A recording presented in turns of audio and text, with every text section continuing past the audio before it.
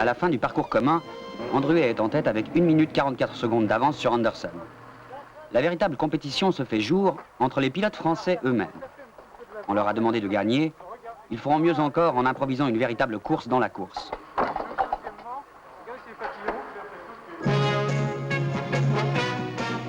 Le rallye de Monte-Carlo s'achève. Premier, Andruhet Biche. Deuxième, Anderson Todd. Troisième, Nicolas Vial. 6 Alpine Renault dans les 10 premières places. 20 points au classement.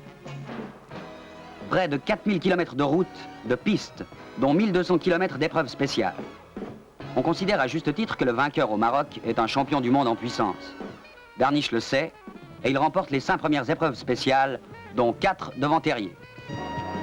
2 mois plus tôt, dans le rallye du Portugal, sur un parcours très ingrat, Alpine avait déjà confirmé son avance avec la victoire de Terrier. On savait que la berlinette avait du mordant. On allait découvrir ses qualités de résistance et la robustesse d'organes essentiels dont 90% sont dérivés des productions Renault de grande série.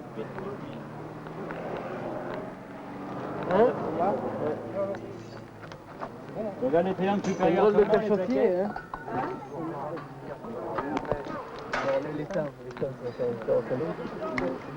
Dans cet enfer du Sud, la suspension, les freins, la boîte de vitesse, l'embrayage, le circuit de refroidissement, la direction des Renault 12 ou 16 qui équipaient les Alpines ont tenu. Et ce n'est pas le moindre aspect de cette éclatante victoire.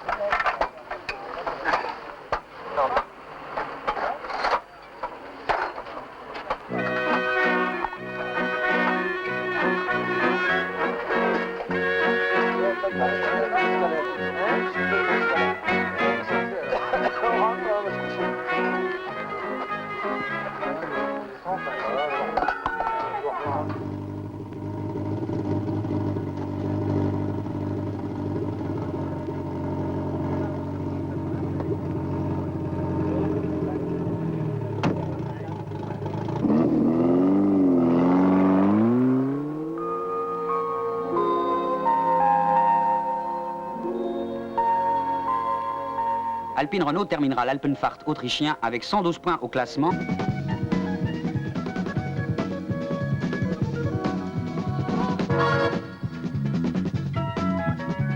Le Tour de Corse allait prendre fin après 10 rallyes internationaux, 346 épreuves chronométrées et 29 621 km de course sur le triomphe des Alpines Renault. Nicolas Mahé se classait premier, Piot de Alexandris second, Terrier Calvart troisième.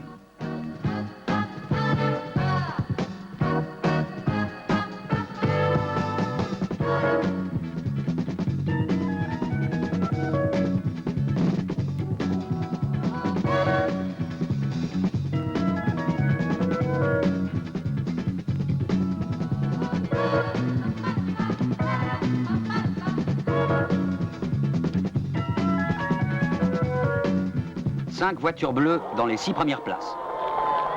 Le championnat du monde des rallyes 1973 n'est déjà plus qu'un souvenir.